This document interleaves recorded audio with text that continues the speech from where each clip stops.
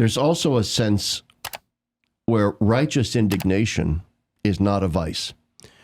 Righteous indignation is what I try to turn my curmudgeonliness into, in the sense that, yeah,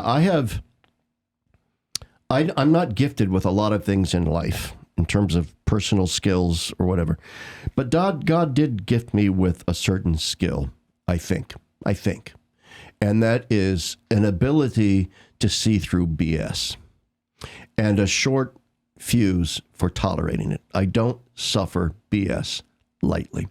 And so when I see something and I think this is nonsense, I say so. Recent example? The Synod on Synodality. All right. In Rome, which I wrote a diary on it for First Things. You can go check out First Things. Right, thanks to George Weigel, I was writing. Go ahead. Well, just to be clear, you're saying and tell people what the Synod of Synodality is, because no one knows still. No, that's one of the problems, right? Where we put all this emphasis on the Synod on Synodality, and nobody knows what it is because nobody cares, and nobody should care. It's essentially, the church is saying. There's your opening, Josiah. Yeah, nobody should care. Before I get into Joseph Ratzinger, Pope Benedict, when he was still Joseph Ratzinger, young priest, theologian in Germany, pointed out that Germany actually held a German-wide synod in 1972. Mm-hmm. I don't know if it was in Cologne or Munich or someplace like that. And it fizzled. And it fizzled because the average lay Catholic in Germany didn't care about these bureaucratic questions of, how much authority should the Pope have versus how much authority should bishops have, and what should a parish council look like, and what is the canonical structure of a chancery, and should the vicar general have this power or that power? I'm bored already hearing it. For the love of Pete, for crying out loud, who cares? What does this have to do with Christ and salvation and the sacraments and love of neighbor? Nothing. And so that German synod fizzled. And Joseph Ratzinger, God, I can't remember where I read this from him now. It might have been in Peter Seewald's biography of Ratzinger. Okay. Quoting Ratzinger. Peter Seewald's biography is fantastic, by the way. And, thank you. And Ratzinger says, thank God the synod failed in Germany. Okay. He goes, it's actually a healthy sign that lay people didn't care about this thing. Because I wrote an article for Catholic World Report once, and Carl Olson, my editor, very insightfully gave it the title, Rome fiddles while the world burns. And essentially the gist of my article was 3 years Rome has been saying we need to develop a more synodal church. What does that mean?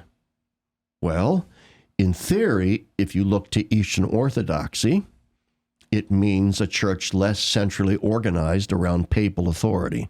So in theory, it means we need less centralization of authority in the church in Rome and a healthy decentralization out to local bishops, episcopal conferences. That's it. And ever since the Second Vatican Council, actually even before, most even very Orthodox Catholics have understood that there's been an exaggerated papalism in the church. We've begun to treat the Pope like he's the oracle on the Tiber. Yeah. Like every word that comes out of his mouth is infallible. There's been this infallibility bloat where, oh my God, what did the Pope say in that airplane interview? Well, and part of me says, I don't care, because he's utterly fallible when he's standing on an airplane answering reporters' questions. And yet, this is the point, this hyper-papalism has crept in. And so, yeah, in theory, a church that is a bit less focused on a cult of personality surrounding the papacy is a healthier church. Now, in theory, therefore, that's what this synodal process was meant to do. But then almost immediately, synodality starts to be equated not with a decentralization of power from Rome. It becomes to be equated with liberalization of the church on various doctrinal issues. Oh, we want women deacons. Oh, we want blessings of gay couples. Oh, we want contraception.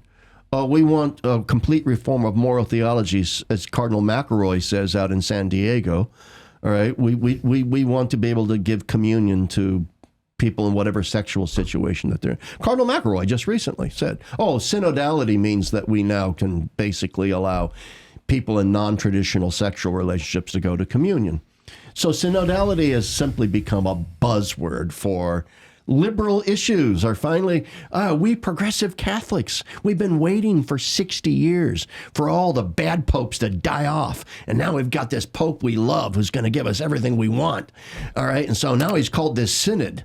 And it's a curated form of listening where the only voices that are getting listened to are the Father James Martins of the church. Yeah, notice, for example, who amongst the synod voting members that were actually involved in ministry to homosexuals, who got invited? Well, the people, the liberal ones. The president of Courage International was not invited to the synod, but James Martin was invited to the synod. And so you look and you realize the synod has been micromanaged in advance by people like Cardinal Hollerich of Luxembourg, who's the relator general of the synod, and he's on record dissenting from moral theology on homosexuality. All right, so it's been micromanaged from the beginning to lard the synodal process in a progressive direction. Now, fortunately, they didn't get what they wanted. Fortunately, there was enough pushback from other members of the synod to saying, no, that's not what this should be about. And one of the reasons why they were allowed to push back, as even Pope Francis admitted last year, is that the average lay Catholic doesn't give a damn about any of this, what's going on. I went home to my family in Nebraska, and I said, they said, what are you doing next? Well, I'm going to be all month in October in Rome. Oh, doing what? I'm covering the Synod on Synodality. They're all Catholics. Oh, what's that?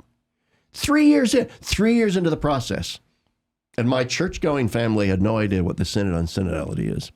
You said that Pope Francis admitted that people don't care about it? Yeah, about a year ago, or maybe even slightly before, Pope Francis, in an interview, said that he said that this was in the National Catholic Register. I think Jonathan Liedl was reporting this, that Pope Francis said that I understand that most average Catholics do not see the importance of what we're doing right now with the Synod on Synodality. Not that it wasn't important, just that we didn't see it. Yeah. I'm trying to get so much out here that I'm maybe rushing through this. No, you're fine. I'm just trying to understand. And so, Pope Francis said, I understand that most Catholics don't really care about this. Yeah. But nevertheless, he goes, it's important. Now, if he meant by that the decentralization of Roman authority out towards bishops and so on, then I'd say, okay. But that's not what I see. That's not at all what I see. That's not at all what I just, I had an article that came out in the National Catholic Register on November 27th, and it was about how this is the 60th anniversary of Vatican II's dogmatic constitution of the Church, Lumen Gentium. And I said, let's compare what Lumen Gentium said about episcopal collegiality with this synodality stuff today. Vatican II was very concerned with the relationship between the authority of the bishop and the authority of the Pope. Vatican II understood the Pope had way, way, way too much canonical this, canonical that. You want him to move over a bit? Yeah. Okay. There We're we go. We're getting excited. We're moving around. Yeah.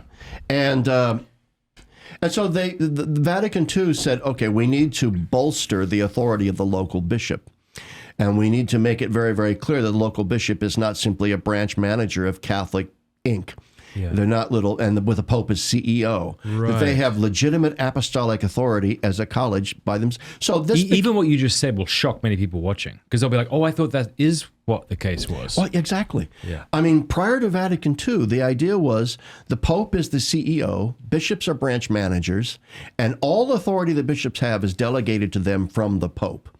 Okay, now it is true, even today, even with Vatican II, a bishop can only rule with papal approval. I mean, the Pope does have universal jurisdictional authority. That's why we're not Anglicans. That's why we're not Eastern Orthodox. The Pope is the glue that holds it together, with Peter, under Peter. But Vatican II also realized, okay, but the Pope is not an absolute monarch, as Pope Benedict said. It's not an absolute monarch. Bishops, too, are successors of the apostles. They have authority. Vatican II then enforced that and said, okay, we're calling this the doctrine of collegiality. The Pope has universal authority, but he should rule in conjunction with the bishops. That's what created the Synod of Bishops. John Paul had annual or biannual synods of bishops. So did Benedict, and Francis has continued that. We need these. But now we get synodality. And they're claiming that synodality is the fulfillment of the ecclesiology of Lumen Gentium. No, it isn't. It is most certainly not. It's the exact opposite of it, in my point of view. Because now they're saying synodality is about a church that listens to the people of God. So it's this ooey gooey egalitarian populist BS. Like, oh, we've listened to the people of God, and we now know the people of God want us to have lady deacons. Who said? All right, and so this is not collegiality. Collegiality would mean every single bishop in the world has been consulted on this issue. Collegiality would mean that bishops have been asked to give their input on this. That's the ecclesiology of Vatican II. Not that 350 hand-selected people meeting around round tables in the Paul VI Hall in Rome over 1 month in October, okay, involving lay people and bishops and priests of all kinds who issue a final document, all right, that really says virtually nothing. And then everybody goes home and says, okay, that's Vatican II at work. Really? What are you talking about? What about Vatican II here? In many ways, it's undercutting the authority of the bishop.